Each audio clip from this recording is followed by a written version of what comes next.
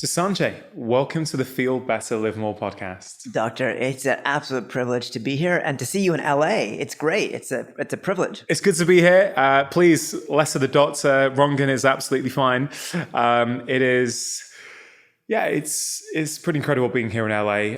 It is a Sunday. It is sunny and warm outside. We are literally 4 blocks from the ocean, but I'm sitting inside a room chatting to you, which no doubt will be a great conversation. But, you know, the Brit inside me is like itching to get out on the beach. I'm going to be drinking a lot of water for those of the podcast listeners who are going to watch online, because I did a 2-hour run and just came in here, wiped all the sweat off my face, and I'm ready to go. I've got the adrenaline going. I've got like the ketosis happening. It's like energy levels are high. So you have just done a 2-hour run? Yeah. Okay, great. Well, you look fresh. Despite having done a 2-hour run, which I think is quite telling. Took a quick shower, so I wouldn't be totally unpresentable. Yeah. Well, you look very presentable. But I guess that's probably a good starting off point for this conversation. I became aware of you and your work when the film 3100 came out. Is that how you pronounce it? Is that how you say it? 3100. And on the face of it, it's a film about running. But actually, as I watched the film and got deep into it, right at the end, I actually started to feel that this is not actually about running. It's about something much deeper than that. And I really want to unpack that with you today, because I think there's something we can all learn from the film, even though what is in it might seem completely unrelatable to someone in terms of what they might want to do in their daily life. I think the lessons from this film are relevant for each and every single one of us. So I wonder if you could start off by explaining, what is 3100? Why did you make it? And what is it about? I'll answer it in 2 parts. The film 3100 Run and Become is about the world's longest running race, which is 3,100 miles. It's taken place the last 23 years in the summer, and it's held entirely around a half-mile loop in Queens, New York City. So people have to run at least 59.8 miles a day in the 52-day window to complete the 3,100 miles. That's basically doing 5,600 laps of this half-mile, slightly more than half-mile course around a high school. 12 to 14 people come from around the world to try to attempt it. About 60% finish. But this movie is not about ultra-distance running, per se. It's not just about this crazy, wacky event. We went to traditional running cultures, to Native Americans in the Southwest, to the Navajo and specifically. We went and lived and hunted with the Kalahari Bushman in Botswana and spent time with an esoteric clan of monks in the highland of Kyoto. Essentially, the movie is about the discrepancy in modern day life, the disconnect between the spirit and the body. We're both from India, and we both know that India's greatest epic, the Bhagavad Gita, where Krishna explains to Arjuna the secrets of life, the idea of dharma, the idea of acting, the idea of becoming an instrument, that took place on the precipice of a massive battle. Krishna and Arjuna were both warriors. The greatest spiritualists in India didn't eschew the body in that era. In this day and age, we seem to think that the body can't be a tool to spiritual progress. In running, looking at traditional running, we might be able to even suggest that running was mankind and womankind's first religion, that we prayed with our feet. When we ran, we breathed in Father Sky, as a Navajo would say. We prayed to earth with the pitter-patter of our feet. We derived energy from the environment to expand our consciousness through this act of bipedal running, which is completely unique on an evolutionary or species standpoint to human beings. No other animal can run the way we do on 2 feet for the distances we do. Yeah, I mean, so much to dive into there. I think this idea of running as a religion, running as humanity's first religion, is a really interesting one to explore. What do you mean by that, and why do you think that's the case? This race, the 3,100-mile race in particular, it's so brutal physically and on the surface The temperature might average 92 degrees Fahrenheit, 31, 32 degrees Celsius. Runners have to take in 10,000 calories a day, drink anywhere from 20 to 25 liters of water a day. They're running on a sidewalk. It seems like it's completely bonkers. And if you approached it as mind over matter, your mind would be crushed. You can't push through this like a sufferfest.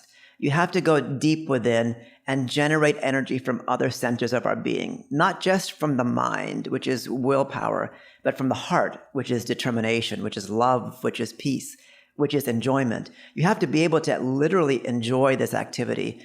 Now, the corollary in terms of human religion is pilgrimage. Before we had cars, before we had trains or planes, we had to walk for days, for weeks, for months to get to holy sites. And once a year or once a lifetime, people undertook these pilgrimages where they would go for a month, they would go for 2 months. And it wasn't so much about reaching the end destination. It was about learning who you were through the journey. That's a religious experience, and it requires our feet.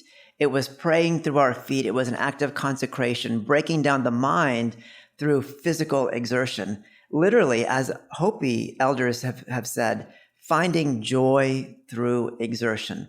That's the formula for spiritual experience.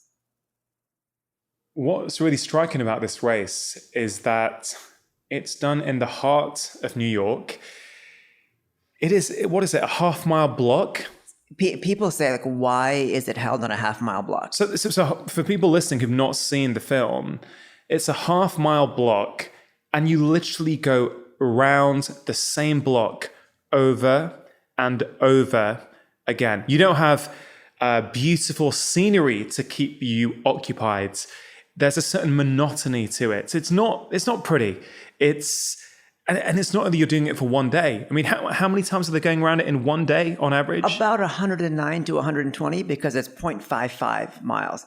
But right, so 109 to 120 times you're going around this in one day. You're doing that for maybe 50 plus days. It is simply remarkable. It is such an alien concept, I think, to the way that most people who are engaging in, for want of a better term, exercise or running in the West or anywhere around the world these days, or what is common these days, I should say, it seems so far removed from that. Yet I think there's something we can all learn from that. So 3 things. If and when people watch the movie, our main Navajo character's name is Sean Martin. His dad, Alan Martin, is in the movie. He's a Navajo medicine man. Number 1, he told me, Mother Earth is under the sidewalk too. We are beings of nature. And if we can't feel that when our feet are on the ground, when we're breathing in air, then we're disconnected from who we are. The experience of nature shouldn't just come when you're standing on the edge of the Grand Canyon. Anytime your feet are on Mother Earth, anytime you're breathing in the sky, you are connected to the planet. That's number 1. Number 2, logistically, people have run, there's something called the Transcontinental Race, which is essentially from City Hall, San Francisco, on the west coast of the US, to City Hall, New York City. It's about 3,100 miles. People average between 55 and 68, 70 miles a day. That's a logistical nightmare. In the US, you have to cross 3 mountain ranges: the Sierras in California, the Wasatch in Utah, the Rockies in Colorado.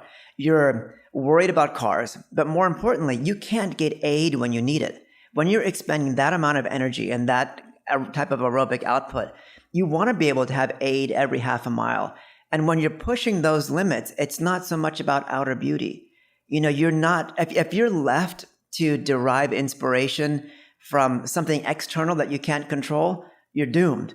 Because if you're wrecked, it doesn't matter if you're in the most beautiful place. You might get a burst of energy, but the training for this type of race is done well in advance of the course, such that the course doesn't scare the runners. The logistics don't scare the runners. In essence, the run becomes a freeing experience because you don't have to worry about getting external inspiration. You don't have to worry about where your food is, where your water is, where your resting point is. You get to enter what, as you know, scientists these days call flow states.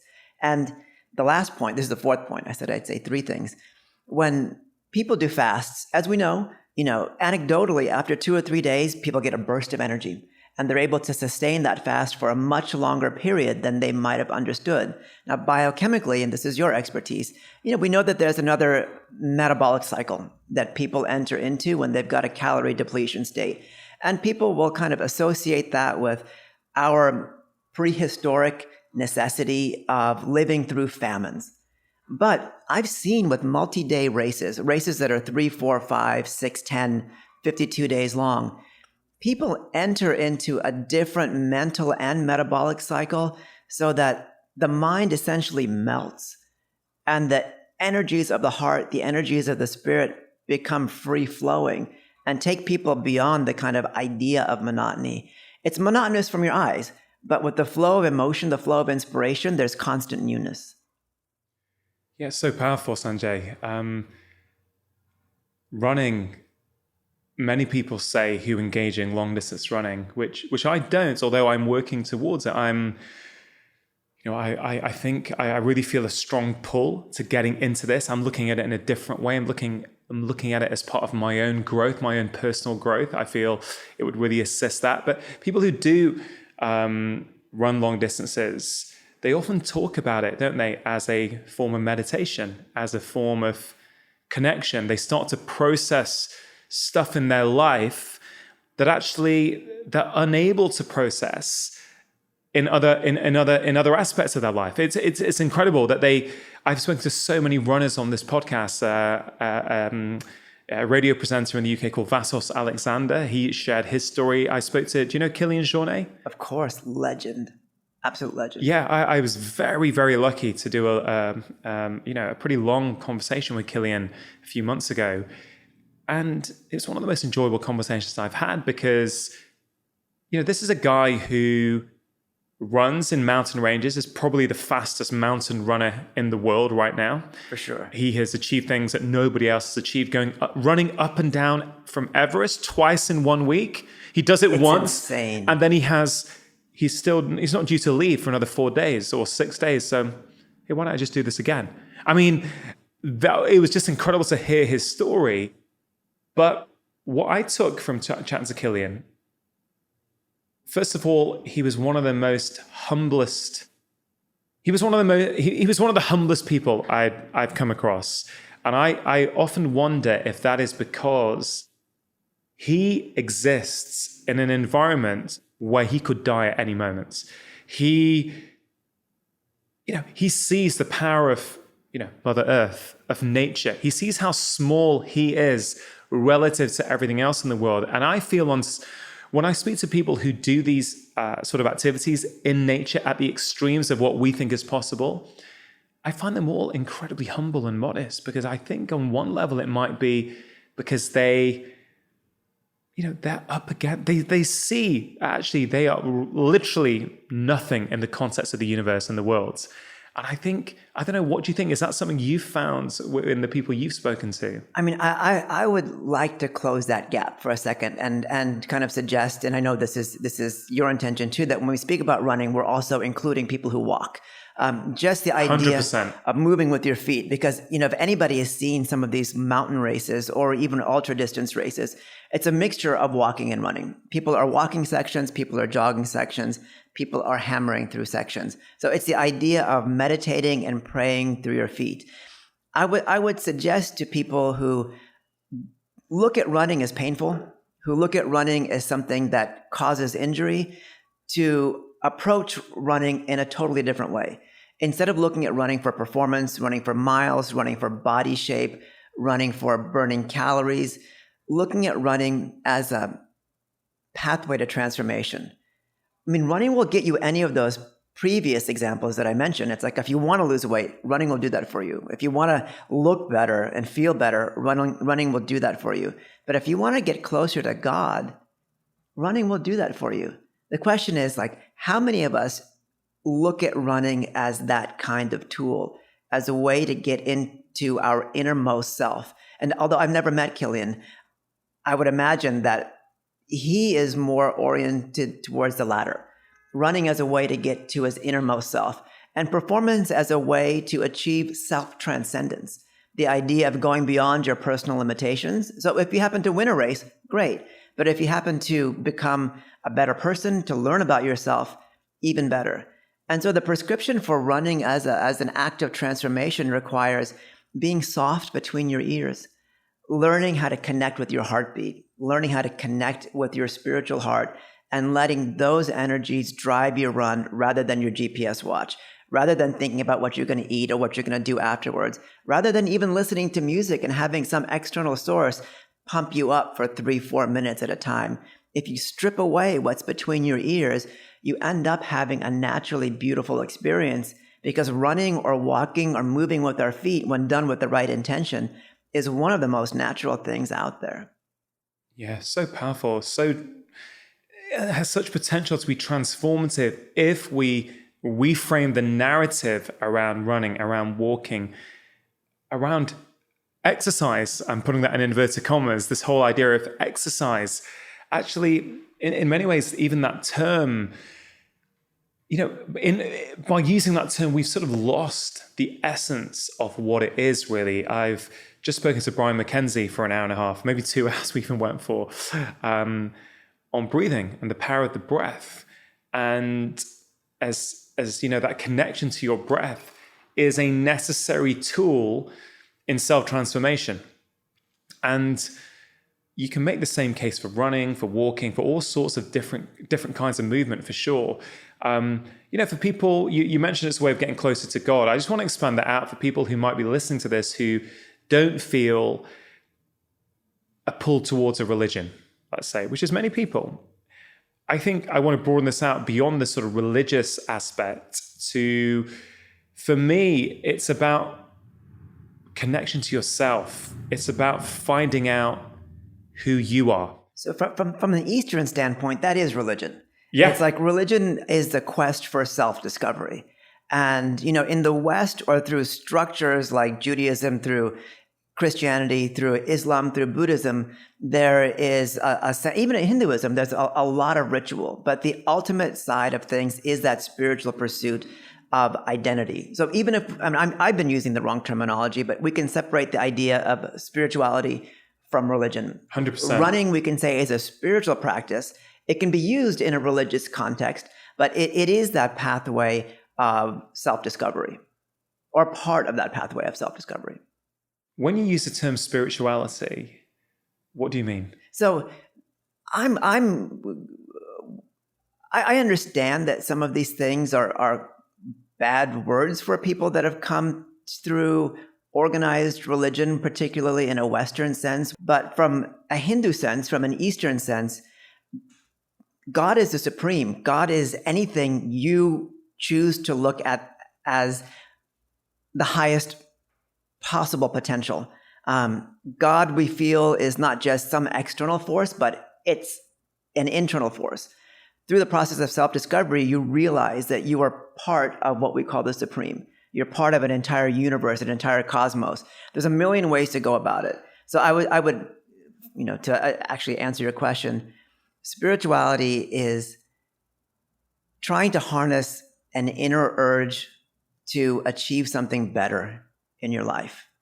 And that goal doesn't have to be defined as self-discovery. Spirituality comes from the act of aspiration. It comes from an inner cry of just wanting to be a better person, wanting to achieve something in your life, wanting to pull a power that you feel is beyond you, that isn't in your particular range of skills, and crying from within for that power to come out. That is spirituality to me. I love it. I really like it. One of the things I think that is slightly off kilter, off track in modern society is that everything is external. We are looking to external noise to help us feel whole. As you say, we can't run without music, without podcasts. We can't sit and just be alone with our thoughts. Every minute of downtime is being usurped by technology, where we are constantly getting external inputs and putting them into our brains and responding to them. And I actually think it's a bigger problem than a lot of people realize, because by not having that time, by not having solitude, I actually think it's impossible to be truly healthy. Because I think solitude, being alone with your thoughts and actually being able to sit with your thoughts, is a critical life skill. It is a critical component of self-discovery. It is a critical component to find out what your meaning is, what your purpose is in life. And you cannot do that, in my view, if from the minute you wake up, you look at your smartphone and you are constantly responding to emails, to social media, to news bulletins, constantly responding to everyone around you, constantly doing things for other people, and never having a bit of time, even if it's just for 5 minutes, for self-reflection. I actually would go as far as saying, I don't think it's possible to be healthy and truly happy without that internal, without looking at yourself inside. I'm totally with you. And I was an extreme pessimist until recently about that. We spoke about spirituality being aspiration. On the surface, people's tendency for distraction is a constant hunger for inspiration. It's like you're looking for little bursts of things to keep your mind open and free and excited. I think the disconnect is that we don't channel that inspiration inwardly. That idea of going out and using technology to suck in different forms of inspiration or different forms of entertainment isn't inherently bad if we have a platform underneath. If we're beginning to direct that outer search of technology towards things that truly add to our aspiration. And I'll break it down. It's like, if we're just talking about running, it's like watching all the races that are happening right now, from the Berlin Marathon, which happened today, the day that we're podcasting, to the track world championship. It's like you watch it, I'd say 2 hours of videos, and you're listening to playlists that are getting you hyped for running. If you don't thereafter go running, none of that inspiration is going to lead to progress.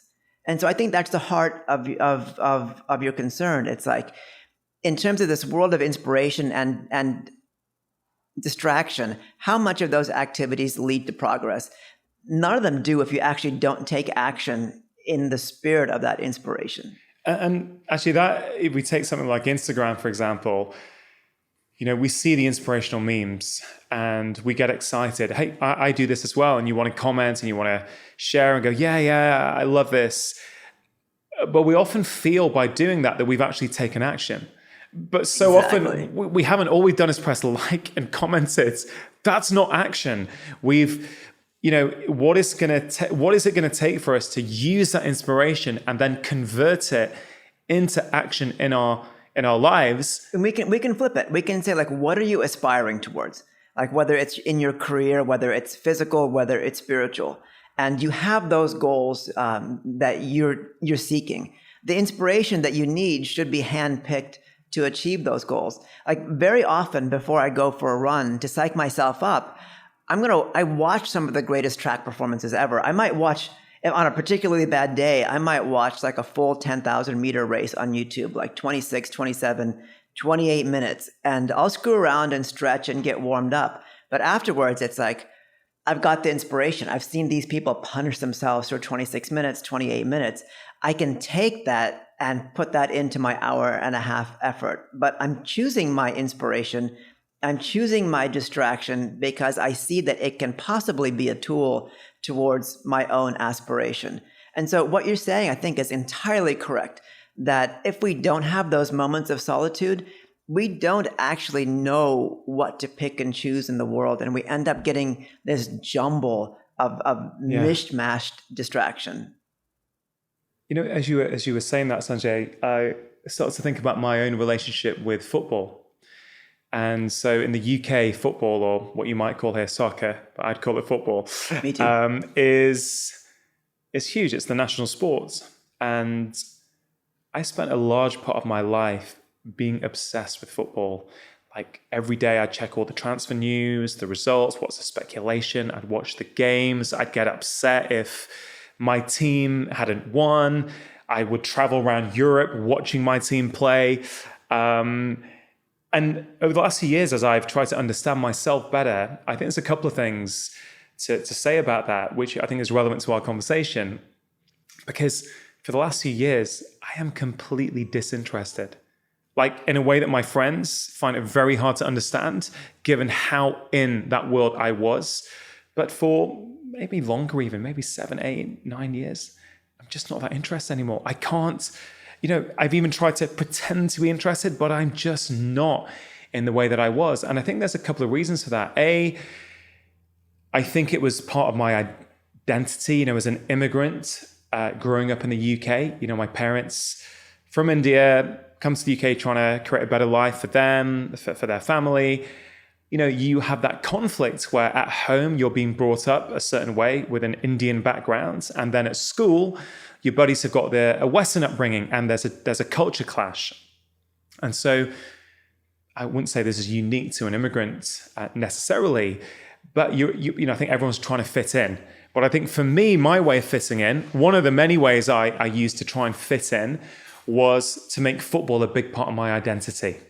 And so, as you go down this kind of, as you do the inner work and try and figure yourself out more, you realize that that's just a story I've created.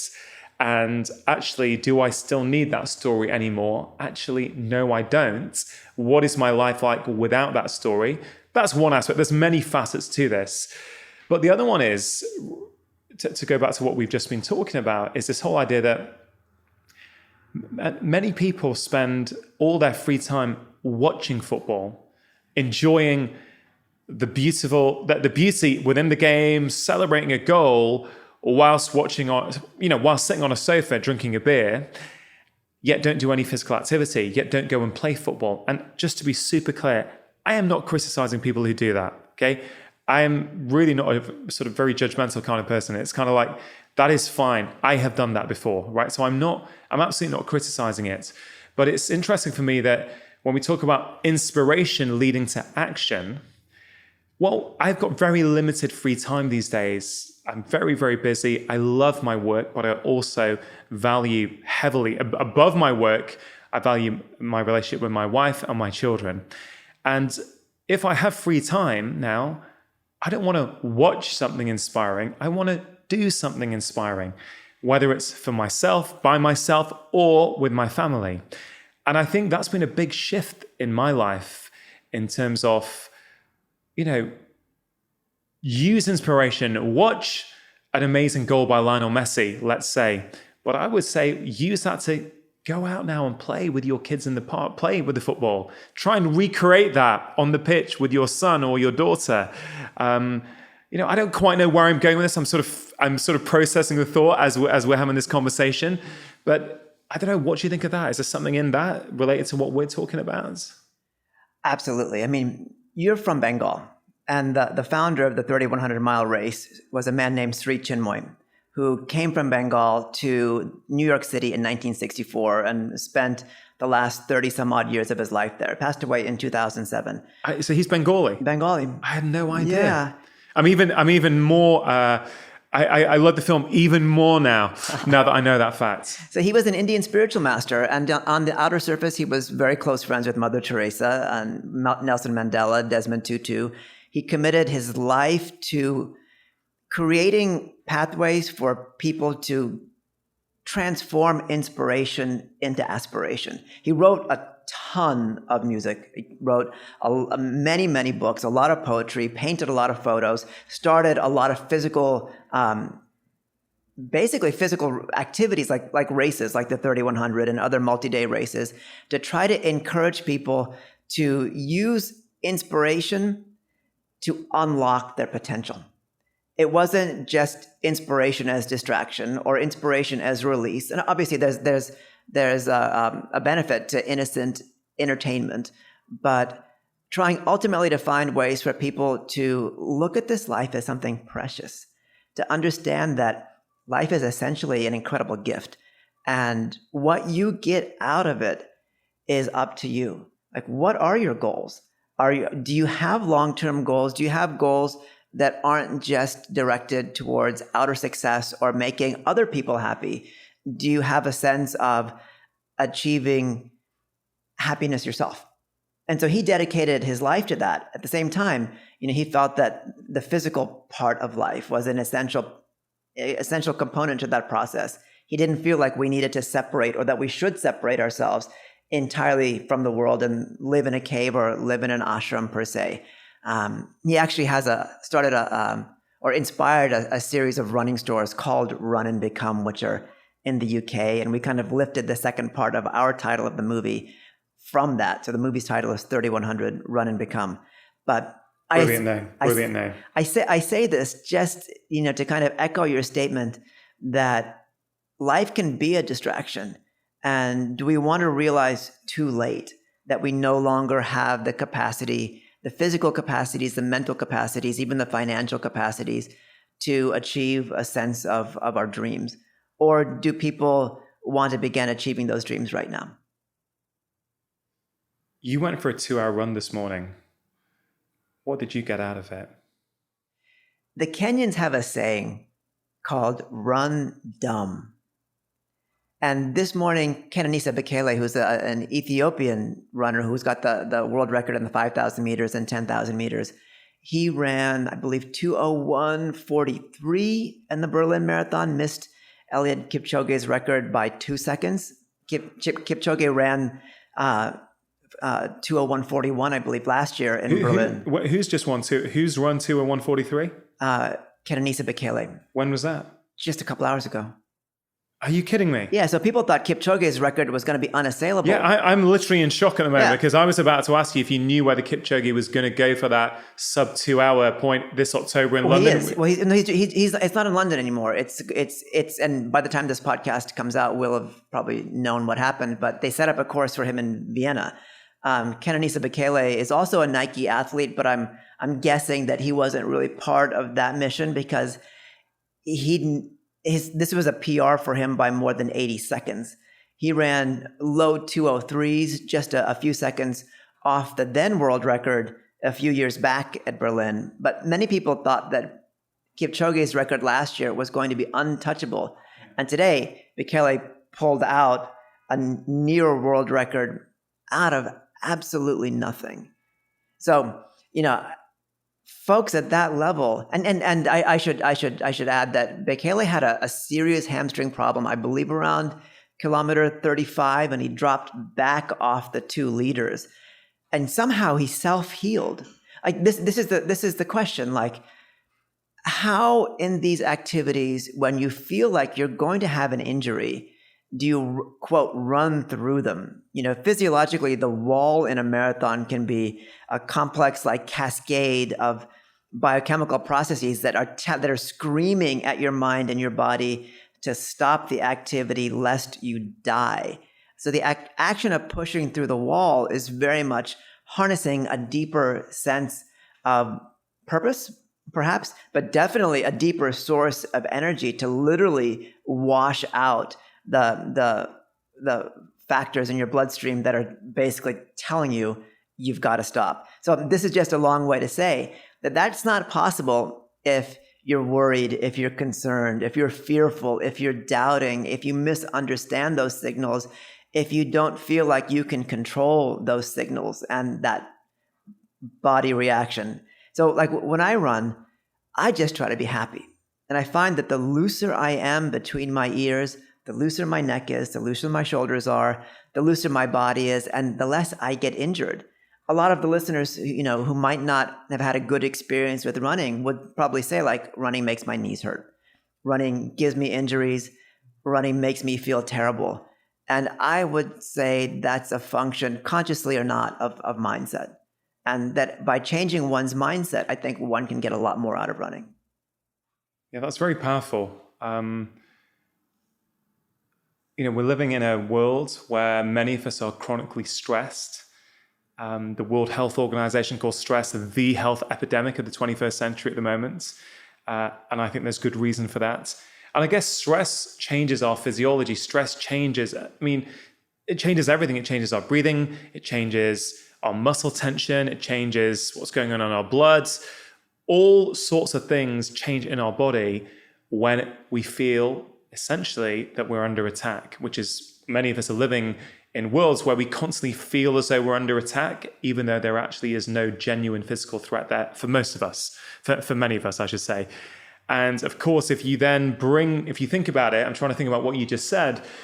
If I'm incredibly stressed out and my body is tight, and then I take that form to running, you can make I guess, again, I'm falling into the trap of making a physical argument to injuries, which you're trying to move me away from, I guess. I guess what I'm trying to say is you could be really tight when you run. So of course it's going to hurt your back or your hip or your knee or your feet because you're tight. Whereas in some ways, maybe you want to de-stress before you run, or you could take your approach, which is run loose and use it as a way to train yourself to be loose, to be fluid, to be free, to not have tension in your body. Because ultimately, it's tension in our bodies, whether physical tension, emotional tension, psychological tension. This is ultimately where that dis-ease within us comes from. This is, you just made the best argument for a practice of meditation and a practice for contemplation. The 3,100 mile race, for example, is so physically, mentally, emotionally brutal that if you don't have the wherewithal to run from your heart from mile one, it's going to be an exhausting, a horrendous experience, and you're not going to finish, and you might even drop out. A similar analogy is like, if you start a run and you're incredibly tight mentally, if you're incredibly tight emotionally, you're not going to have a good experience. And for both of these, for the extreme races like the 3,100, all the way down to a simple 2 to 3 mile jog, what you said holds true, that before starting these activities, if you're mentally loose, you're going to have a better experience in the physical. And that's a corollary to life. If you're mentally loose in any part of your day-to-day activities, you're going to have a less stressful experience. And so it comes down to the idea of centering oneself first thing in the morning, before the stresses and the cavalcade of responsibilities descend on our shoulders, taking 5, 10, 12 minutes and practicing contemplation. Practice consciously slowing down your mind, consciously bringing forth the qualities of your heart, and you begin your day from a point of balance. And at other points during your day, you understand where your balance is or was and how to return to those stages. So whether it's having a super stressful job or having a super stressful experience running, stress is self-created. Except, as you said, in the extreme examples of actual stimuli that totally change your brain chemistry, like someone physically attacking you or physically threatening you. But those examples notwithstanding, stress is self-created. And I'm not discounting people's own experiences of stress. I'm just saying that it's like with the contemplative practice, whether it takes you 6 months, a year, 2 years, you can live entirely stress-free. Like I'll say, not from a bragging standpoint and admitting that I have a long way to go. Like very few things stress me out, because I ultimately realize, like you said with Kilian Jornet, that I'm not important. Like nothing I do in life is going to change this world. And so why am I stressed about my own kind of perception of where I sit in the world? Like why am I allowing these external things to stress me out? If I feel like I'm no bigger than a grain of sand, all these forces like wind will just push past me. There is an incredible sense of calm around you. That's for sure. When I went down to let you into the building today, talking to you, I had no idea you'd just done a 2-hour run. You just can't tell from your demeanor. Not that there is a way one should be after a 2-hour run. Sweaty. Yeah, but yeah, and look, I get it. You've had a shower and that kind of stuff, but still, there is a real sense of calm around you, and it's very inspiring because I know exactly what you mean. I feel like the last few years, I don't get triggered by the things that I used to get triggered by. And you feel you feel you're coming into your power. You feel actually now life is happening for me rather than life is happening to me. And it feels great.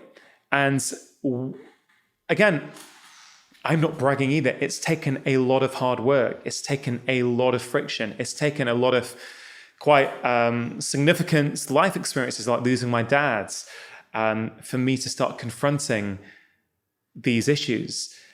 But I think it is the best journey you're ever going to take. I think this is the point of life, really, is ultimately to discover who you are, not who you think you are right now, but who you are without all the experiences that you have experienced throughout your life, all the, without picking up the tendencies of your parents, of your friends, of the kids you went to school with, of your work colleagues. Actually, who am I without all of that?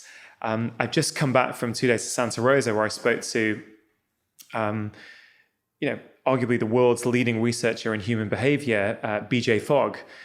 Spent an incredible 2 days with him. But one of the attendees on this boot camp that he runs, there's only a few of us there, we were chatting. And I can't remember where he grew up. I think he grew up in Houston.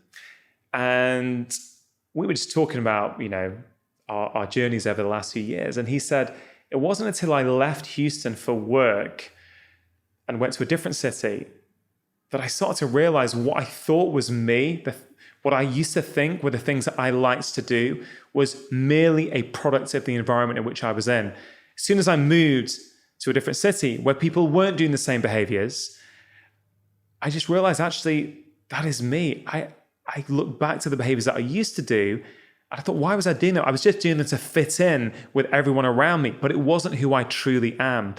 And coming back to running in your film, I guess we can all, on whatever level we choose, because very few people, if any, listening to this are going to say, you know what? Yeah, I get it, you guys, right? I'm going to sign up for the 3100 next year, right? But there may be someone, maybe we'll inspire someone who does it in the future. Yeah. But nonetheless, there is something about the process of movement, the process of putting your feet on the ground, whether it's running or simply walking, that can start connecting you to yourself. If I think back to the film, and I'm super excited that actually there's going to be a few screenings in the UK, which is fantastic. So hopefully I'll try and put this podcast out before then and actually announce the dates and the outros so people who actually are like, I want to watch this film, they will know where they can go and see it. But the people competing in this race did not look like athletes, right? And I don't mean that in any derogatory way. They don't look what our current modern perception is of what an athlete looks like. They didn't have the super fancy athletic gear on. I didn't see a whole load of tracking devices for them to measure heart rate and all kinds of other things. Maybe that was going on. I certainly didn't see that. No. And they don't look super toned and fit. Yet these guys were able to run 50 plus miles a day for 50 plus days around a half-mile monotonous block of concrete. It is incredible. And so what is going on there? Is our perception now of what an athlete is, what an athlete looks like, what an athlete wears, have we lost our way somewhere? Are we missing part of the big picture? The 3,100 mile runners, and just to defend them for a second, they're like English Channel swimmers, where you start an English. And just because I'm not meaning to attack them, I'm saying I'm explaining because that's like the winner of the race a few years ago. Definitely does not look like a prototypical ultra distance runner. But people who swim the Channel, they don't look like athletes either. It's like they have to go in 25 to 35 pounds overweight in order to insulate themselves against the cold of the Channel. And so you see people who are just ripped, having to pound down pints of Ben & Jerry's every night before they go to sleep. And when they show up in their Speedos or in their one-piece swimsuits, standing on the edge at Dover, there's a lot of body fat. And the people that have swam the Channel 1, 2, 3 times consecutively, they don't look like athletes at all, but they've got a very specific set of incredible skills. And so in the 3,100, all the runners come in 10 to 12 pounds heavier, because in the first 3 to 4 weeks, you're burning fat. The next 2 to 3 weeks, you're burning basically the calories you're taking in. The last 2 weeks, you're burning muscle. So people will drop anywhere between 10 and 15 to 20% of their body weight across the 3,100 mile journey. But they know that shoes don't matter, tights don't matter, compression doesn't matter, tracking doesn't matter, even diet doesn't matter, digestion matters. So most of the people running, if not all, in that period are eating a completely vegetarian diet, some vegan, but that's all to say that it's reduced to the most elemental state. Calories in, calories out. Can you connect with your breath? Can you draw energy in from your feet? Are you running happy? If you're running happy in that race, you don't have physical problems. The winner of most the kind of most laureled or lauded runner in that race is the star of the movie 3,100. What's Ash? Ashprihanal. He took an Indian name from Sri Chinmoy, which means aspiration, fire inside the heart. So we spoke about inspiration and aspiration, but this fire of aspiration burning in his heart is essentially the kind of like soul's name that Sri Chinmoy gave him. But he's actually from Scandinavia. He's from Finland, and he's a paper boy. Yeah. And he doesn't look on the surface like an athlete, although he's probably 3 to 5% body fat. Doesn't dress in the gear that, quote, athletes dress in. Yeah. But 100 years ago, athletes didn't dress in that gear. In India, they dressed in loincloths and they had sandals. In the Native America and the Southwest, they had moccasins and they might have had some type of covering. But even in the film, what makes an athlete? Yeah, what makes an athlete? But even in the film, where it's not just the 3,100 race, you also deal with this tribe, which I want to go into. But you also deal with this devotional race in Japan, where they're in robes. They're in robes. So in fact, let's go to that because this is super fascinating for me. So this was the best part of the whole process for me. Like, no, we got access to the Navajo and their spirituality that nobody had before. We were in the Kalahari hunting with Bushmen in a way that I don't think. I mean, it has been filmed, but I don't think it's ever going to be filmed again for reasons we can get into. But some of that footage is beautiful, and I really would encourage people to watch it if you've been with that tribe and seeing what hunting is for them. But in Japan, like you said, there's an esoteric sect of monks outside Kyoto. They were actually the first to bring Buddhism to the island of Japan about 1,500 years ago. But for some reason, the original founder of that sect had this like spark of inspiration to start a 1,000-day trek. This was started in 556 BC, and listeners will have to put their math hats on for a second. The 1,000 days is split into 10 100-day cycles. You have to complete those 10 cycles in 7 or 8 years. So some years it's one cycle, some years it's 2 cycles. Each cycle has a set daily allotment of miles. They live on a mountain, and so the miles require going up and down the mountain 1 or 2 times. So the first few cycles are 11.2, 11.4 miles, and that's up and down the mountain once. The mountain's about 1,000 meters up and down. Now they walk, but they walk at a pace that most runners couldn't do, especially up the hills. People can go to our Instagram at 3,100 Film and look at pictures of them. They're dressed head to toe in robes, wearing bamboo sandals, with this like 4-pound Star Wars looking like hat on, carrying this like massive staff. And in the right hand, they have a string of beads, and they're praying every single step. Now the catch is, by the time they get to the 6th, 7th, 8th cycle, they're at 35 miles per day, then 56 miles per day. They're walking, aren't they? Or hiking? Or They're moving. They're moving. They're moving with the mind of meditation. And they're moving fast, and they're moving on single-track trails, in the mud, in the rain, sometimes in the snow. But if they don't complete their daily allotment, their daily mileage, they have to take their own lives. So it's the most sheer commitment one could imagine. Now, the trick is, it's not about suffering. If it's about suffering, you wouldn't last a day, and you'd have to kill yourself. You've prepared yourself to walk, to move in bliss. So that idea of the ultimate consequence isn't even in your consciousness. You have no fear. You have no insecurity. You have no doubt. No one has actually taken their life in more than 150 years, I think because the preparation is so much more strenuous. That said, they say because that consequence has been untouched since the very first attempt, they haven't lessened the severity of the consequence. Therefore, they haven't shortened the duration of the austerity.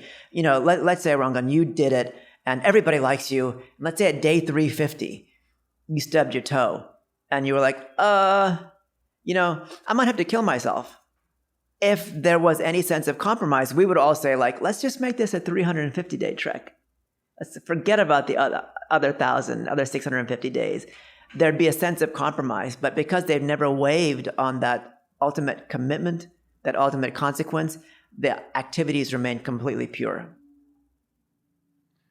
The footage of watching them in the film is incredible. And I just want to reiterate that for people listening, that it is a 1,000-day mission. Mission is... So I'm going to interrupt you and throw in one more thing that's not in the movie because we couldn't film it. And it's also, with all due respect, it's completely bonkers. So after the sixth cycle, they have to do an 8.5-day fast. The 8.5-day fast used to be a 10-day fast. Let's just clarify this. After the sixth cycle of 100 days, so this is after 600 days of covering insane distances in mountains. Yeah, so I'm not even at the heat of what this fast is yet. And but this is after all of that. Yeah. Then they have to do this fast. Yeah, so it's an 8.5-day fast. It used to be in August, but it's too hot in August, and it used to be 10 days, and people would die. Now it's in October, and it's lessened by a day and a half, and people go like, why would I die after 10 days? Like, I would drink enough water, I would have enough juice, I would be able to take my whatever pills I take, energy pills and all that stuff that we do when we fast.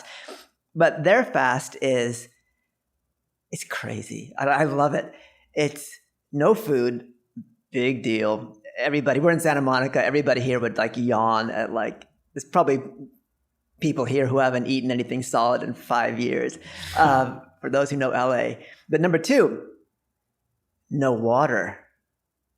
Now you're getting serious. 8.5 days of no water.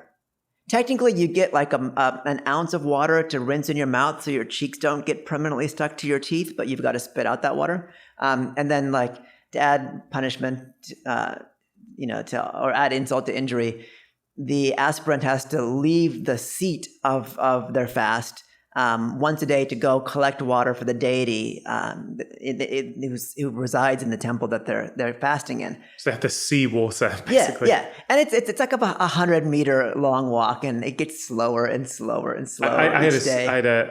Wait, this last part. No sleep. No sleep. You're there chanting for 8.5 days with people besides them, kind of like propping them up and chanting with them. So no food, no water, no sleep for 8.5 days. After 600 days of heavy, juicy walking. Yeah, so when the last few years get to 35, 56 miles a day, the aspirant most likely is thinking like, this is nothing. Yeah.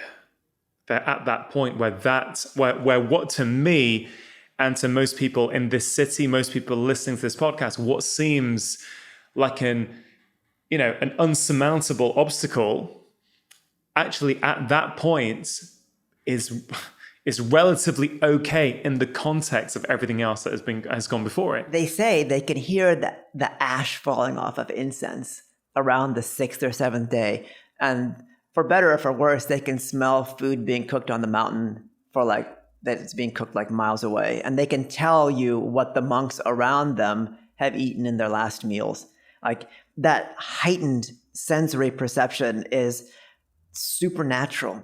I mean, what a privilege to be able to go and see this with your eyes and film it. That's one thing that is springing to mind. We were so lucky. I mean, the process of making this movie was absolutely preordained, or I would say completely lucky. Like I had access to the 3,100-mile race because I know the folks that run it, and I was a student of Sri Chinmoy, the founder, as well. But then when I went to try to approach the Navajo, I met a small organization in Santa Fe that was actually founded or co-founded by one of Sri Chinmoy's students in the 80s. And they're mostly native, and they gave me access to this incredible runner on the Navajo Nation.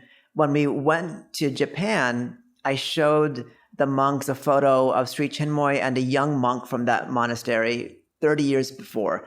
They didn't recognize him until they realized that that monk had since gained a couple of 100 pounds, but was now the head monk of the entire mountain. When we were in Botswana, we had a Bushman guide completely randomly selected for us by UK NGO Survival International. And I was peppering him with questions because I'd heard that a decade earlier, there was a group of 5 Bushmen that had actually visited a small canyon on the Navajo Nation where our main character was from and lived and ran. And they randomly showed up there with a friend who took them there while they were on a kind of barnstorming fundraising tour in the US. The Bushman guide of ours said that he was one of those. So like of all the Bushmen in all the places in all the world, I met the right one. And we kind of bombed into Botswana secretly because, as people will know from watching the movie, the Kalahari Bushmen who have lived in the Kalahari Desert and hunted for 125,000 years, in the last 19 years have been severely restricted in their practices of hunting as a way to exterminate them, as a tactic of genocide from a largely Western-educated new government. So hunting has been banned. And we wanted to try to get them to go hunting, fully conscious of the penalties, because we knew that the hunters down there were activists as well and would look at the movie and had understood the movie to be a vehicle for them to get their message out to the greater world. And so that hunt in Botswana, while there have been many hunts that have been filmed previously, I'm afraid to say this might be the last one because the government has completely shut down that practice at the penalty of death.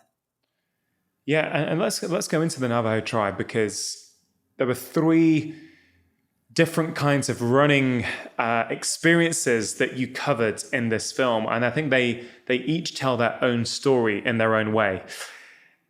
This really struck me when we saw this tribe and how hunting was a way of life for them, had been for, I think, was it 125,000 years? They say each generation has done that. They say that while the Bushmen aren't the root tribe of Homo sapiens, that they were one of the more kind of nomadic ones, and that every single human being on Earth has markers in their DNA that are specific to the Bushmen. So we all have a little bit of Kalahari Bushman in us, as wild as that might seem. I think it's very humbling, actually. Yeah. It's very humbling to hear that. And they've almost been entirely exterminated. And so just to be clear, because a lot of people listening to this, at least not as of yet, would have watched this film. There's a big movement at the moment in the world for to save the planet. Well, I don't think it's actually about saving the planet. I think the planet's going to be fine, but saving humanity on this planet in the way we know it. Let's put it like that. And there's a lot of debates going on regarding the best way to do that. But there is a growing vegan movement around the world with the aim for many people choosing to go vegan are doing it for the environment. Now, I want to at some point explore that on my podcast in terms of getting the different points of view in terms of what is the best thing that we can do for the environment, because I don't think it's quite as clear cut as it's made out to be. But the relevance here is the government haven't stopped them from hunting for environmental reasons, from my understanding. And is there a case, I know my own view on this, I know what you're likely to say, but I'd love to hear your thoughts. They have been banned from hunting, which is something that they have done as a way of life for 100,000 plus years. It isn't a hobby they choose to partake in. It is how they get food. It is how they probably connect to the earth and to nature. Why have they been banned? And what would they say, do you think, about the perceived environmental argument that they should not be hunting? That's a great question. So the government on the surface says what's politically expedient, that these this tribe, the Kalahari Bushmen, should no longer be allowed to hunt because they are harming biodiversity. So they make the environmental argument. The Bushmen will say in 125,000 years of existence, not a single species has gone extinct under their watch. They're very conscious of how they hunt, when they hunt, so that they basically support the growth and the health of different species of animals. When the colonizers came to the United States, to North America, they saw wilderness. Just because Native Americans weren't practicing the same type of domestication of animals, but they had a very, very intricate scheme of husbandry where they would literally support the buffalo, support deer herds, support elk herds by culling them at specific numbers, not killing females in the wrong time of the year, helping to reseed meadows, things like that. It was a very intricate system of balance. And so the Kalahari Bushmen aren't sitting in a savanna watching food running by them and just killing everything in sight. They are the apex predator, but they've got the apex responsibility of maintaining the health of their ecosystem. That notwithstanding, the government realized despite having given the Kalahari Bushmen basically ancestral rights for 50, 60 years of the history of Botswana, a company discovered a mountain of copper under the Kalahari Desert. And so that's the value proposition. It's like, get the Kalahari off the land, get those resources. It's the same playbook that took place in Australia, the same insidious playbook that took place in the United States, everywhere where there's a, quote, non-Western indigenous population, in India as well, the, quote, like hill people, the people living in forests, in areas where there's resources that can be extracted and value added and sold for a profit for few. It's always the same. Destroy wisdom, destroy people so that a handful of people can become rich. Right, so, heart-wrenching and tragic to hear this about all these different ways of life. I think it's really striking, isn't it, what you say about them, that no species has gone extinct under their watch in 125,000 years. They live in harmony with the natural environment. They know that the environment's going to provide for them, so they have to live, in sync with it and not over-farm or not over-hunt or actually make a species extinct, because then actually the whole ecosystem changes. And I guess they were practicing what we would now call regenerative agriculture. They've been practicing that in many ways, obviously not quite as agriculture, but they've been practicing regenerative practices for donkey's years. A lot of the giant environmental NGOs only recently began to recognize the role that people play in the environment. And for decades, the large environmental organizations pushed for conservation areas, pushed for people not to live in those conservation areas without understanding the role that conscious, responsible people have played in conservation for hundreds of thousands of years. So it's very much an entirely Western mindset. And I'm not saying that we should all become indigenous or Kalahari Bushmen or copy them, but it's like, why can't we just let people be? Yeah. But it's not about copying them. I think it's about understanding them. Yeah. It's about putting the way we live now in its evolutionary sort of perspective. It's about taking this kind of long-term perspective on how humans have lived and managed to live on Earth. And I think it's really helpful because the conversation around the climate and the way we all live and consume is growing at pace. And I think it should be growing at this pace. And I think it is something we all need to confront. But it's also quite humbling to hear how they used to live.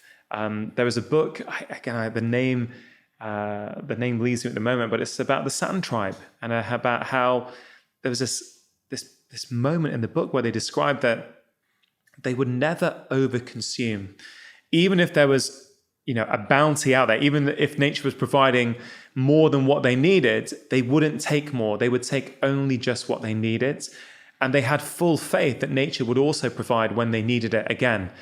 And, I remember sitting there and just thinking about that for minutes, hours, just reflecting on that, thinking, wow, how different it is that we now live our lives, this consumerist culture of chronic consumption, the marketing, the adverts, everything around is designed for us to keep consuming and take more than what the earth can actually provide. I mean, not to go off topic, but we're in California right now, and California was considered the most linguistically rich place in the entire world.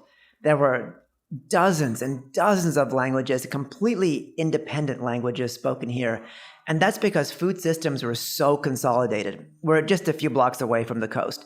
And before settlers, before the Americans, the Russians, the Spanish came here, people could literally walk outside their door 10, 20 meters and have a bounty of harvest from mussels to root vegetables to berries to fish.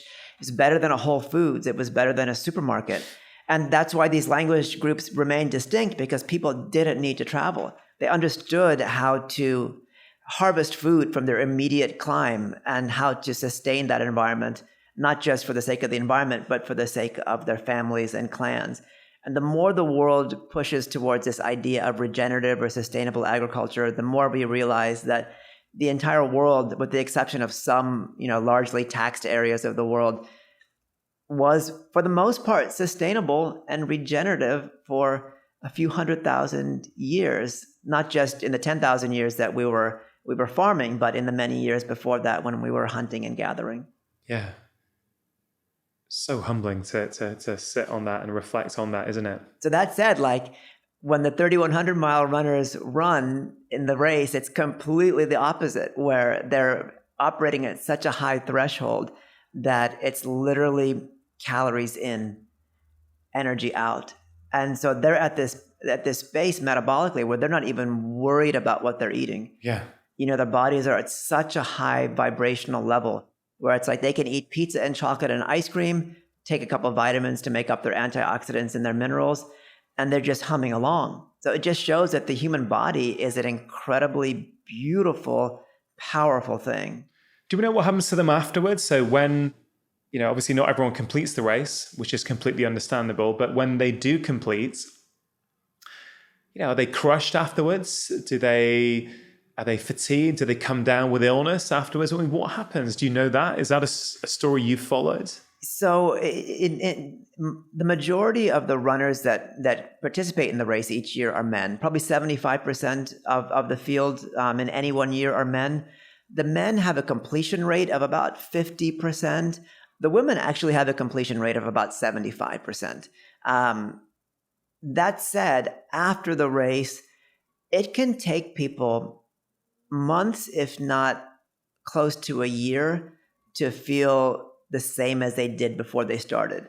For those listeners who've competed in any kind of endurance event, whether it's a half marathon, half Ironman, or long bike race, you know that there's a period of recovery where your body just feels trashed until it doesn't. And that might take a week, 2 weeks, 3 weeks, 4 weeks to feel like you're yourself again. With the 3,100 mile runners, it can take a year. I guess I'm thinking, do they want to feel the way they felt before the race?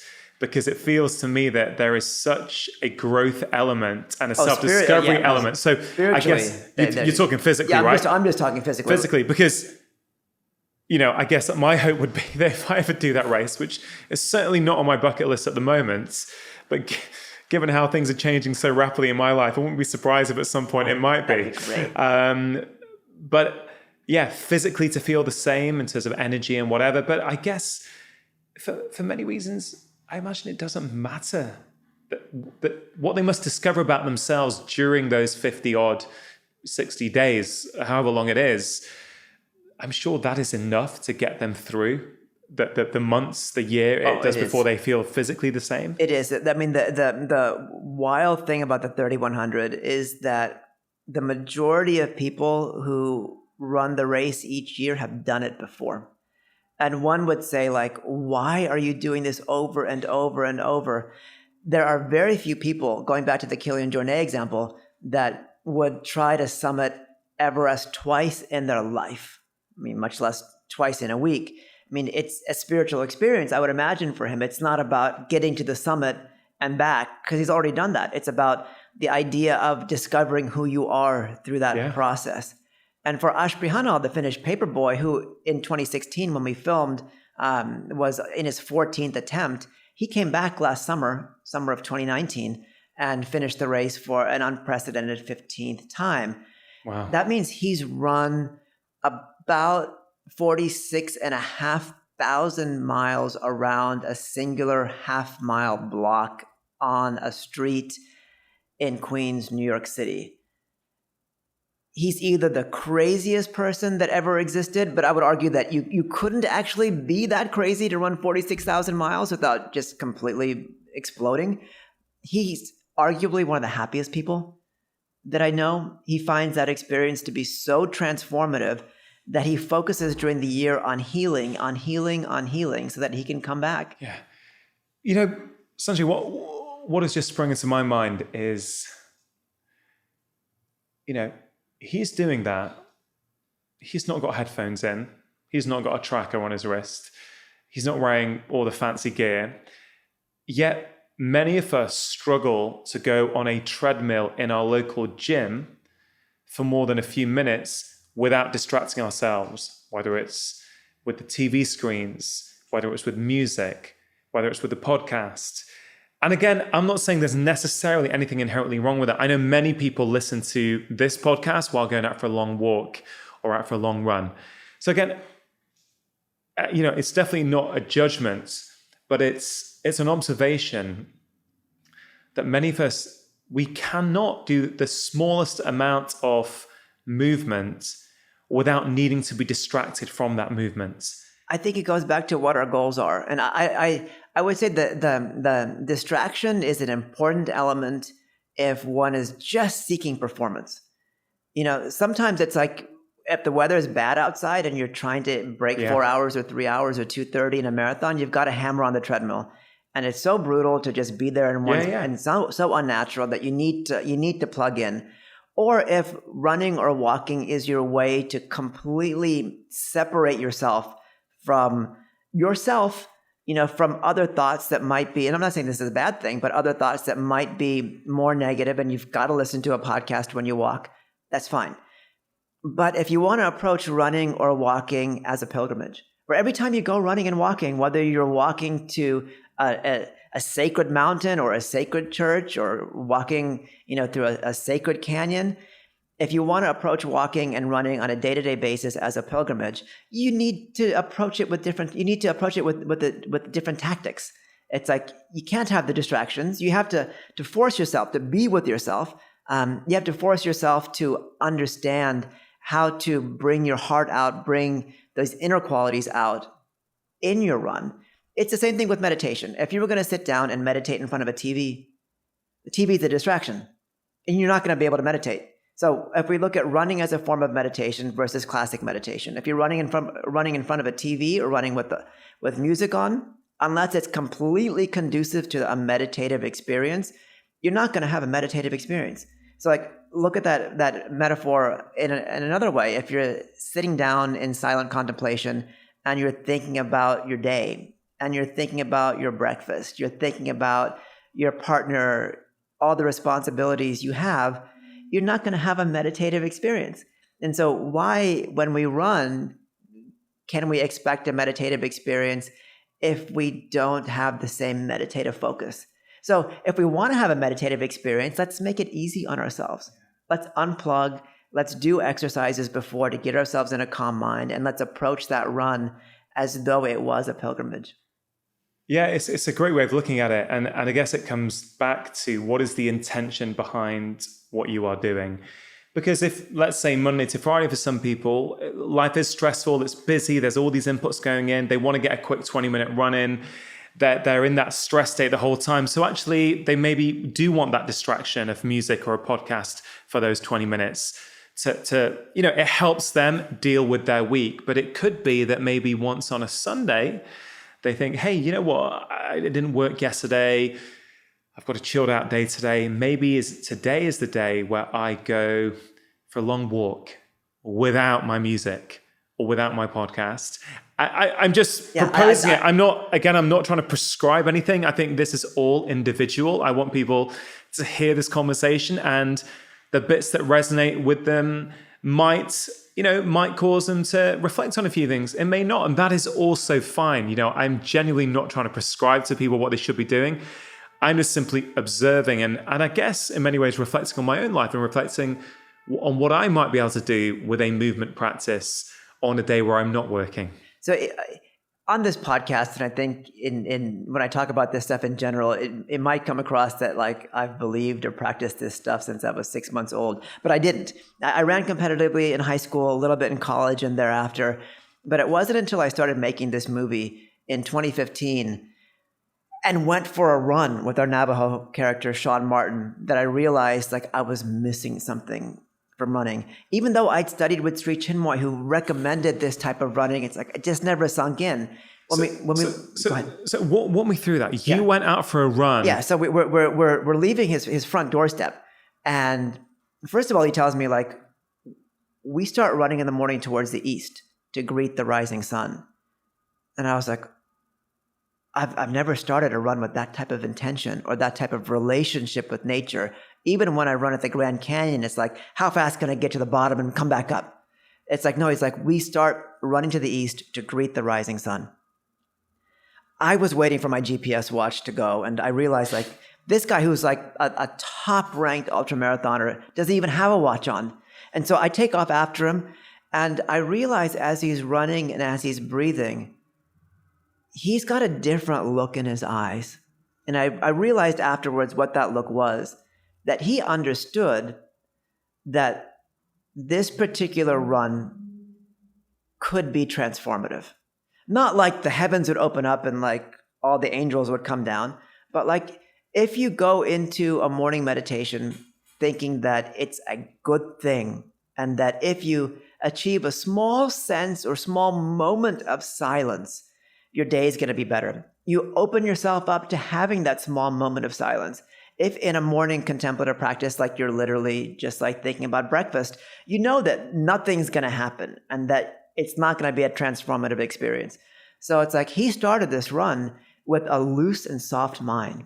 And it was evident in the way he was moving. He wasn't worried about time. He wasn't worried about distance. He was just worried about his breath. And he later told me there are 3 reasons why Navajo run. Number 1, running is a celebration of life. It's kind of easy to feel when you're running in a canyon. Maybe not so easy when you're running on a street, but point taken. Number 2, running is a teacher. Like you said, like if you have a hard time, if you're going through a really difficult patch, we all know that if you've got the inspiration to go for a walk or go for a run, the problem doesn't necessarily get solved, but it becomes less intense. There's no reason to analyze why, but it just does. Go for a long walk, go for a long run. You're going to feel better about what's going on in your life. But number 3, he said running is a prayer. When you run, your feet are praying to Mother Earth. You're breathing in Father Sky. You're not only asking them for their blessings, you're showing them that you're willing to work for those blessings. And that's running as aspiration. That's running as a cry, saying that I'm an insignificant human being, and I understand that there's greater forces around me that can feed me in my journey to achieve something beyond me, something deeper, something more significant than what I can conjure on my own. And I saw that with Sean when he ran. And when he finished, it wasn't like he was stopping his GPS watch, looking through his stats, unplugging his iPod or iPhone. He had a sense of calm that I never really achieved in running. And it wasn't like he started with that calm, but I could see that he achieved something through that run, and I was step for step with him. I didn't have a phone. My GPS watch wasn't working. But after the run, I realized he got more out of that than I did. Like, why? We ran the same pathway. It was maybe even more exotic for me because it was the first time running in this sacred canyon. I should be feeling better than him. I should just be totally blown away. Like, what did I not do? And then afterwards, when he was explaining to me the Navajo philosophy of running, I realized it was simple. I didn't recognize that this run could change my perception of myself. I just didn't know. Like, no harm, no foul, but I just didn't know. And now I know that if I want running to make me a better person and not just a faster person, it can do that because it always has. It just always has since we went from 4 limbs on the ground to 2 limbs on the ground. Running has been a way, not the only way, but a way to self-discovery. I just find that so inspiring, the way you just describe what they get out of running. In fact, in many ways, calling what they do running and what we, the collective sort of we in the West, do as running almost feels as though there should be a different term, because yes, you're moving your feet and your legs quicker than walking on the earth. But it feels like a completely different experience, to the point where we probably need a different word for it. I mean, it's just happened in the last few hundred years. Even in Chris McDougall's last book, where he talked about kind of traditional running on the Greek islands, you realize that there's been a long, rich tradition. All indigenous cultures in the world that are still traditional, even in India, they run. Like, people didn't or couldn't use horses to run up and down like canyon walls. People ran and understood that you could go longer distances by channeling different types of energies.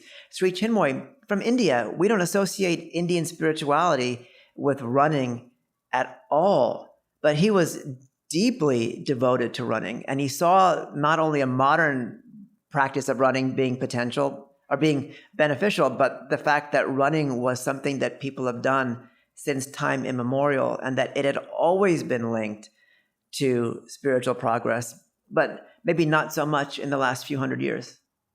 If we move over to the Kenyan runners who have been dominating the competitive aspects of long-distance running for a long period of time, you mentioned Eliud Kipchoge before, and how literally a couple of hours ago, someone was 2 seconds off his world record, which I am still amazed to hear, because I genuinely thought, like many other people, no one's going to touch that. And the only question for me was, will Eliud break 2 hours later on this year? But it's incredible. And the person who did it in the Berlin Marathon is Kenenisa Bekele from Ethiopia. Okay, so another African runner. Yeah. And I don't know if you have met this runner before, or Eliud Kipchoge, but from what you know, because I know you are very well connected with the running world, how do they see running? What did they do? Does Eliud Kipchoge, who is regarded as one of the best marathon runners of all time, certainly to my limited knowledge, I'm not a big runner, but it's something I very much enjoy and I'm getting more and more into. How does he see running? Do you know how he sees running? I couldn't answer that specifically, other than through friends that have run with them and that have come back realizing that running and faith for him, and for other top runners that I've known that have had world records in the past on the female side and the male side in the marathon, they're people of faith. Whether it's Christian faith or whether it's Eastern faith, it's this idea that if I put in the work, not only can I do it, it's not only just like self-faith, but if I prove myself to the energies out there, to the supreme, or as the Navajo say, to the holy people, and I show that I'm willing to work, then I will get their blessings. If I work hard and if I believe in the power of Mother Earth, she will give me that power, whether I'm running on a beach, running on a trail, or running on asphalt. We are beings of nature. If our feet are on something, if we're breathing in air, or I guess if we're swimming, we're experiencing the planet. And it's those energies that you see giving runners quasi-mystical or full-on mystical experiences, and giving them a sense of energy and purpose in their run that is literally otherworldly. You mentioned swimming. Open water swimming is something I've very newly got into, and it is one of the things that I can't stop thinking about. It's so liberating. It's unbelievable. It really is. And it's not about swimming, actually, I've realized. It's not about the physical action of doing it. How fit are you? How far can you swim? No, it's about It's about that connection to nature, being in the water, realizing how small, how tiny you are. And in an instant, something could happen potentially, and you could be gone. But actually, there's something really powerful about that. There's a sport which I'm not sure, I don't know if you're aware of, called swim run, which is when I did my first open water swim. It's running and swimming. Swim run events are always put on in harmony with the local environments. They are all about nature. They are something that I think is going to be a huge part of my 40s because I'm really feeling a deep connection to it. And there's something about it that it is about that connection. It's not about your time or how fast you run. Of course, I'm sure some people are competing and are looking at their times. But for most people, it's simply about a connection to nature. And I guess the recurring theme for me that I'm getting, that whether we talk about the 3100 race or the Japanese monks or the Kalahari Bushman, I don't know, it's about connection to something bigger than yourself. For a religious person, that might be God. For a spiritual person, that might be your spirits. For someone who doesn't feel that those terms speak to them, I don't think it matters. It's simply, and I've seen this, and I often think about the patients in my career who have made those full recoveries, the ones who've really managed to get on top of their well-being. But I've noticed that whether it's getting rid of the illness that leads them to that, or actually the illness teaches them about themselves, I think there is something powerful when any human being connects to something greater than themselves. I think that's where growth happens. That's where evolution happens. That's where, that's where I think the goal is. And some people, as I say, do that with religion. Some don't.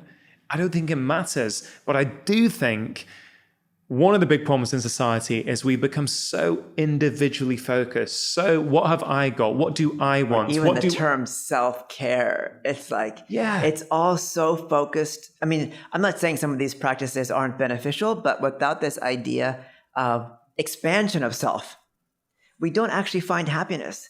Every single spiritual tradition, from indigenous traditions to Eastern traditions, have a similar metaphor to this one. In the East, we say that, we are all individual drops. But when that drop hits the ocean, it doesn't lose its shape or form, but it can now identify with the entire ocean.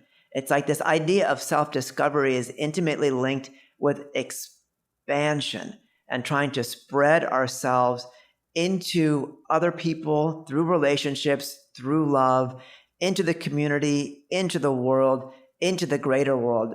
And I grew up surfing, and I've done a little bit of ocean swimming. And that feeling that you get in open water swimming is literally, akin to that metaphor of a drop being in the ocean. Yeah. It's like all of a sudden, it's like you feel like this magnetic energy, this consciousness, like spreading out, getting into. And when you get out of the ocean or a lake or even a river, you've got this like buzz, and you feel like your consciousness is way further out than just me sitting in an office on my desk at that moment. And so it's that idea of like, is self-care really self-care, or is self-care self-giving? It's like, for me, like real self-care is like give myself, expand myself, either give myself to nature, give myself to a run, surrender myself to an experience, surrender myself to a relationship, to a set of friendships. That's where it's like you get this rejuvenation, you get this washing feeling through your consciousness that's deeper. And even though I do these things, that's deeper than like a mineral bath, that's deeper than lighting candles, that's deeper than just like taking a moment and letting my physical calm down. Without that real self-expansion, there's really no such thing as self-care. I think it's a really interesting perspective. I think for someone who is disconnected from themselves, whose lives are super stressful, and they don't know which way to turn, and they're trying to start that journey of caring for themselves, I think lighting a candle and having a bath can be an utterly transformative experience. Absolutely. Because it's not about what that act is, it's about what it symbolizes, and it's what it then leads to when done consistently. Then build on it. Like for me, self-care is ice cream. It's the best thing in the world. It's like everything melts away and I have that experience of sheer joy. But it's like, I know that no matter how, this is literally true, like no matter how many scoops of ice cream I eat, I'm not going to become a better person. So it's like the idea of like that release that you would get with lighting candles and getting into a bath. That's like, it's a great thing. But then like, how do you build on that? Like having the most baths of anybody on earth isn't going to make you the wisest or the happiest or the smartest. So like, where do you go from that? Where do you like channel that energy inward and let that inner energy come out? So when you need it, you don't have access to all your self-care tools, you can still have self-care.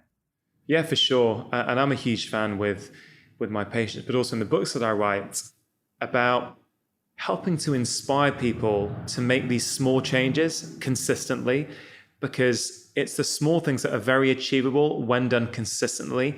I think that leads to that progression, that leads to that growth, that leads to starting to take on those big things. And I think those big things, what you have so beautifully shot in your film, demonstrates what those big things might be, what big things humans, normal, everyday humans, are fully capable of once they start on that journey. And I'll go back to, that's beautifully said, thank you. I'll go back to what a Hopi elder told me when I was running with some kids in Arizona a few years back. He said, find joy through exertion. To me, I realized that's the formula for self-transcendence. And the 3,100-mile race is called the Self-Transcendence 3,100-mile race. Going beyond your sense of self, going beyond your limitations, going beyond your capacities, and achieving a sense of deep bliss. That's self-transcendence. So when this Hopi elder said, find joy through exertion, I realized I don't do that in my life. It's like when I exert, I try to grunt through it and I try to get to the end. Like when I race, I'm trying to get to the end. I'm trying to get to a specific time. But maybe my experience isn't as lofty as it could be because I'm not actually trying to find joy in that moment. And the 3,100-mile runners, that's what they're doing. That's what the Japanese monk is doing. That's what Sean Martin is doing. You exert, but you're not afraid of it. You exert and you try to consciously find happiness, pull out happiness in that moment, and that becomes transformative.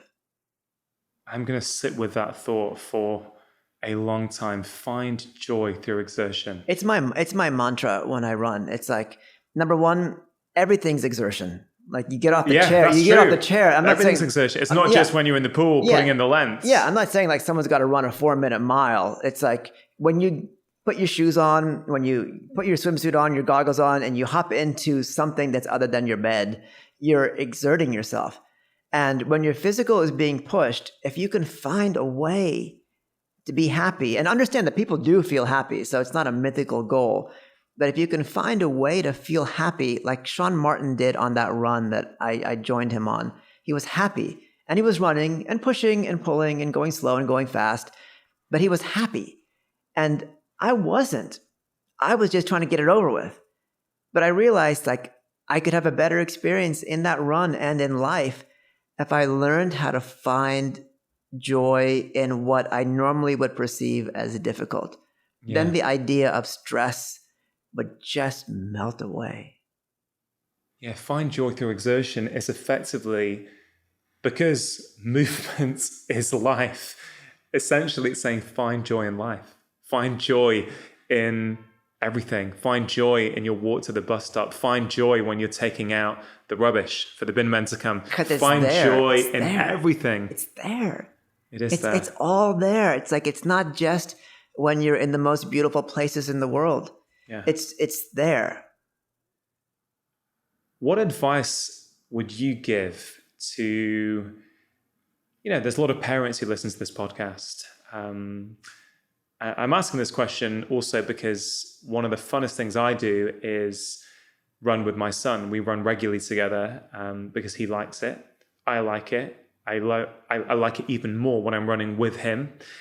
And I've changed the way I go into those runs with him, you know, at the start, I was quite time focused. I was, let's try and do this. I was trying to subtly nudge him to certain things, which really is my own issues that I'm trying to sort of, I'm trying to put my own issues onto my son without realizing it. And these days, hey, I am not perfect, but I'm trying just to go out and having fun with him.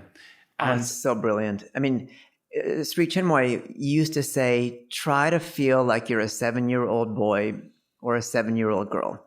At the start of the 3,100 mile race in 2016, it's in the movie, the race organizer says, run with a childlike consciousness and your mind won't bother you.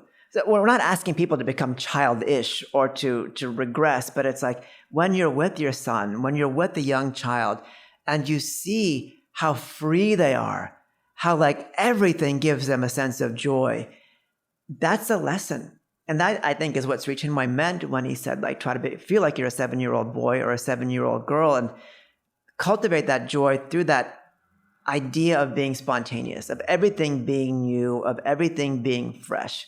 I mean, I think it's a brilliant thing that you're explaining, and it's a brilliant attitude that people could have towards hard situations or situations where exertion might be overwhelming.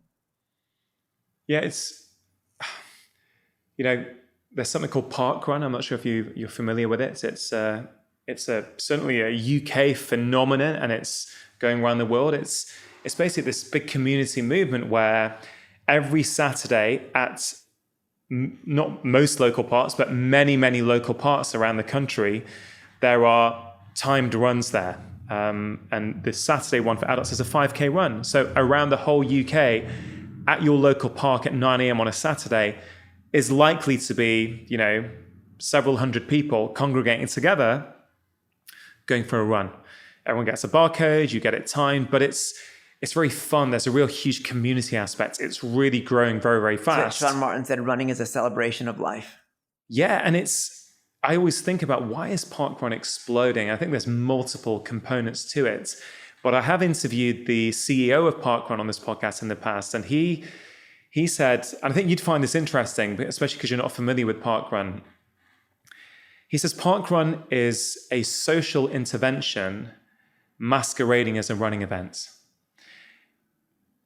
And I think that's at that time, I thought it was such a profound thing to say. Everyone thinks it's about the running. No, I love it, because it's like, again, Sean would say, for the Navajo, that running is a celebration of life. And when I would go to, quote, races on the Navajo res, there's 80-year-olds in jeans and boots doing the race. There's little kids in flip-flops doing the race. And afterwards, there's just sense of like, we all achieved something together. Yeah. We're going to celebrate the winners, but we're going to celebrate the fact that we're all out here. And it's like running is that channel for really feeling that life can be a celebration. Yeah. I love it. It's beautiful. I'll send it to you. You should listen to that one. So I think the whole idea of parkrun is something, given how much you are a fan of running, given how much you make films about running, I think you should listen to it a bit and actually hear about parkrun. Yeah, I can't wait. I'll listen to it on my way back. It is a global phenomena, parkrun, and it's helping so many people in the UK. I was going to wrap this up, but there's just one final thought that pops into my mind, and that's, these kids are running in their regular clothes. They might be wearing jeans and a t-shirt. And I also thought about this when you were talking about the Japanese monks who are wearing this outfit and wearing something on their head and are doing such extreme levels of physical activity, or what we would consider extreme levels. They're doing it and they're not wearing the right running gear. They're not wearing the right workout gear. And so for me, this is something I felt for a long period of time, that we have actually, we turn exercise and physical activity into a commodity. It's a commodity that you have to do it a certain way. You have to wear certain clothes. And you know what? I have never resonated with that. Sure, I've been susceptible to some of the marketing from time to time at various points in my life and got the right stuff, because I can't run without the right gear. But, like when I'm not seeing patients, I'm often at my mum's house. My mum lives 5 minutes away from me. And, now that my dad's not there, mum lives in this house by herself. I go often in a downstairs room there to write. So, to write or to think or to work on a project, I'll often just go in downstairs, sit there, lock myself away. And there's a really nice park near there. And recently, I forgot to bring my running stuff with me. And I thought, well, what a stupid concept. I need running stuff. I want to go for a run. I'm just going to go in what I'm wearing. And I went for a 30-minute run in just what I was wearing, which was not running gear. And you know what? It didn't make a difference at all. And I think there's something so powerful about that. I routinely with my patients give them workouts to do that they are designed to be done in their house without buying any equipment and without needing to get changed. Because it's about saying physical activity is our birthright. It is something that we have made way more complicated than it needs to be.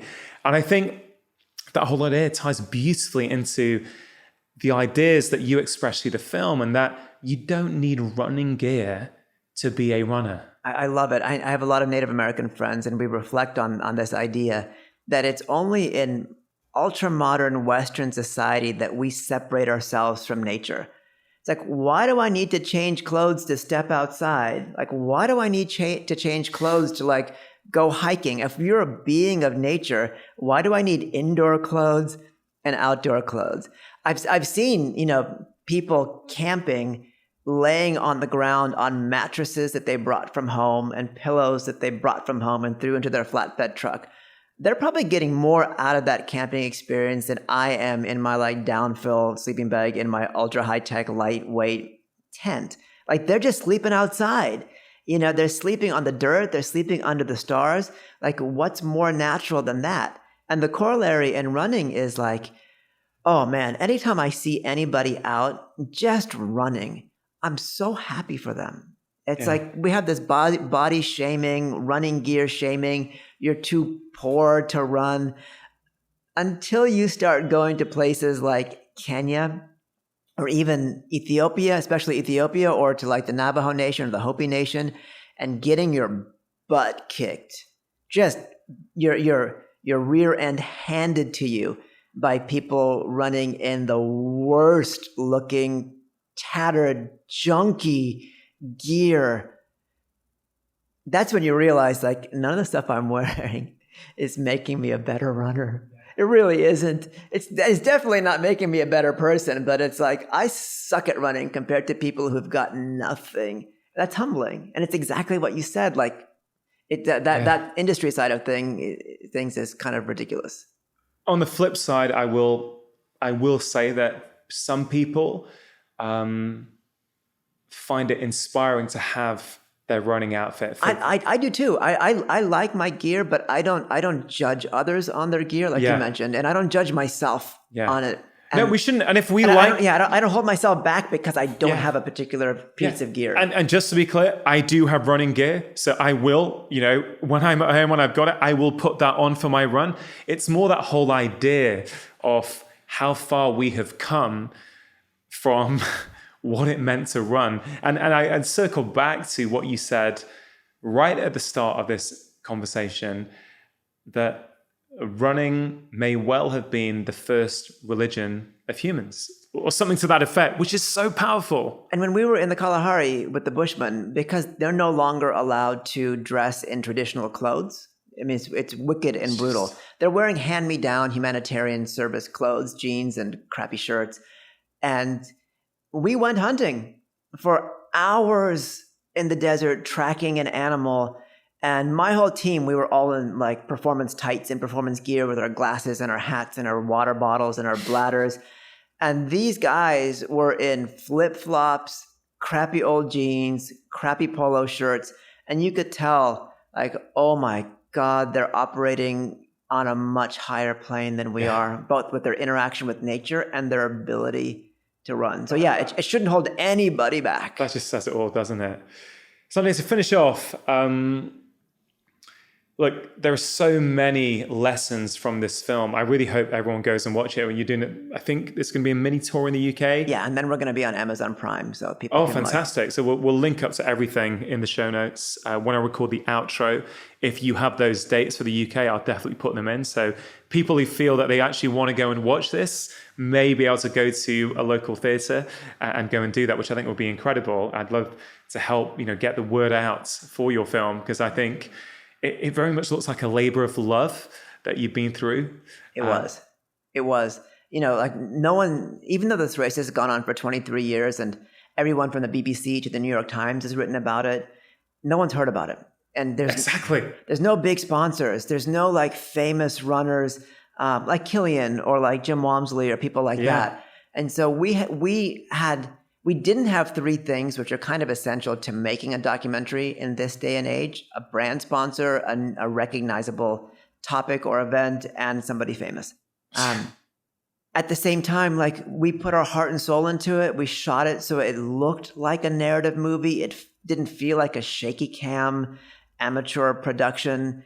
The access that we got, you can't really tell how difficult it was to get it, because we tried to make the location seem as natural and as beautiful as possible. And it took a few years, but I feel like, this is just me, with a little bit, a modicum of humility, we're visual beings. We haven't had, as humans, the option to share spirituality through film, except in the last few decades.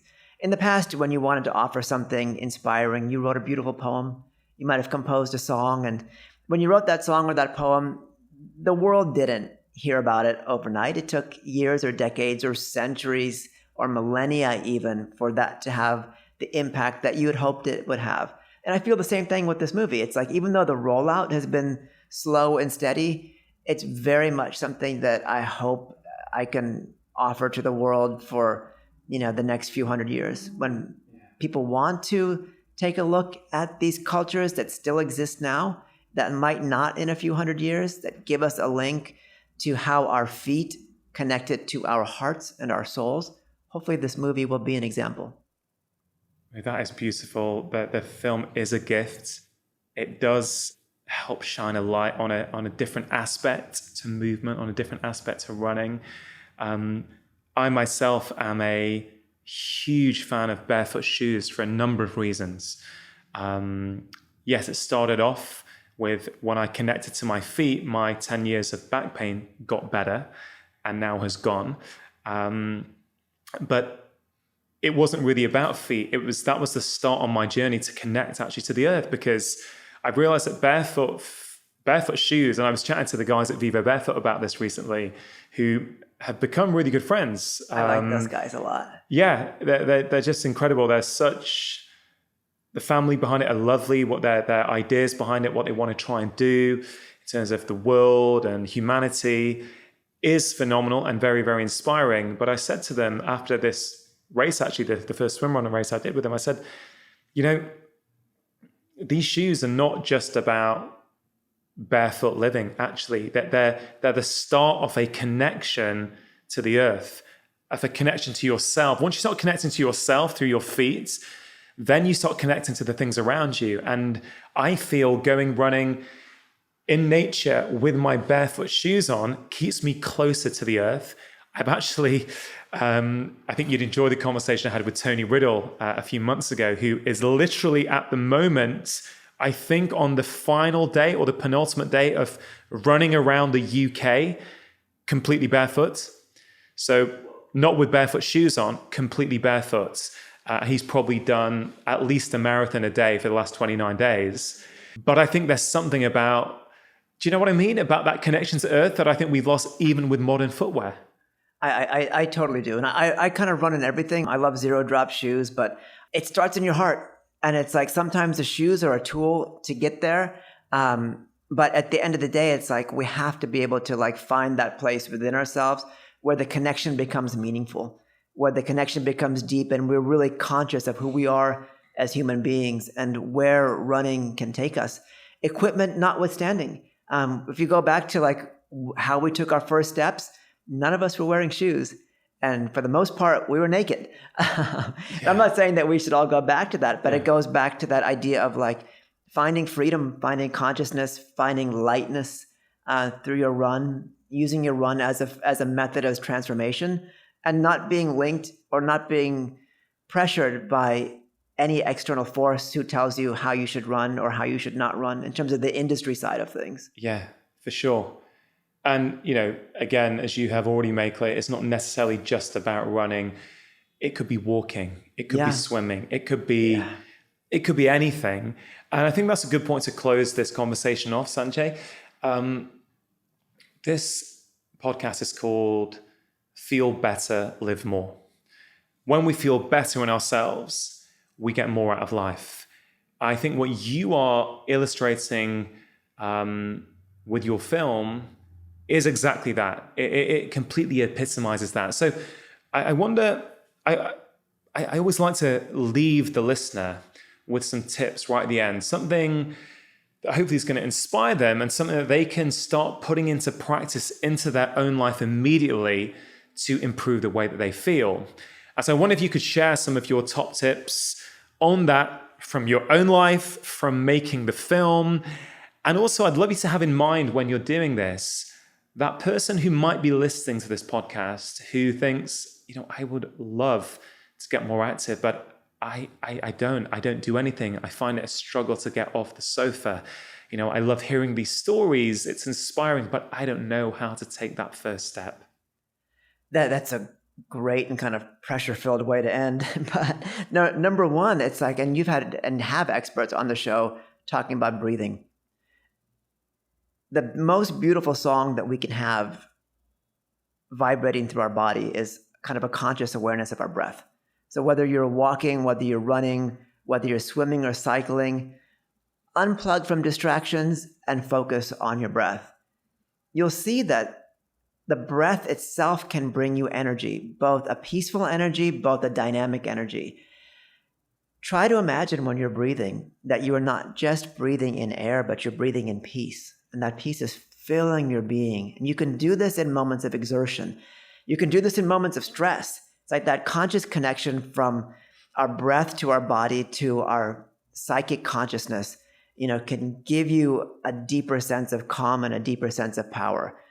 Number two, if it comes to trying to motivate yourself to get out the door, literally start small. Like, don't have a prescribed goal in mind. And that's the idea of running soft, moving soft. If you have a struggle getting out the door, it's like walk down the block, do one lap of your block, once or twice a day for 5 days. And you'll build on that, not based on your own desire for doing more distance, but your desire to have a deeper and more freeing experience. I think that's where it always starts. It's not so much hammering through suffering to get to a certain amount of miles or a certain number of hours each week, but it's like you increase your capacity based on how much you're enjoying an activity. So if you can focus on the enjoyment first, and rather than the destination or the goal of walking or running 5K or 10K or 20 minutes or 50 minutes, that's the best start ever. And so it's breathing and it's intention. Understand that anything you do in life can make you a tremendously better person if you want it to be that way, and if you put the time into it. We'll close with, exertion is immaterial if you can't find joy through it. Finding joy through exertion is a secret in human life. It's a secret both in the physical life and in the spiritual life. Finding joy in those very, very difficult moments takes practice, but it's not something that's unachievable. People have achieved it and have enjoyed it for hundreds of thousands of years, and I think we all can share in that experience. Sanjay, very, very inspiring. You're an incredible human being. What you have done in making this film is incredible. I can't wait for more. We're all incredible human beings. For sure. Keep on doing the great work that you're doing. Thank you for sticking around for an extra couple of days in LA to have this conversation with me. And I look forward to following this up at some point in the future. I wouldn't have missed this for the world. Thank you.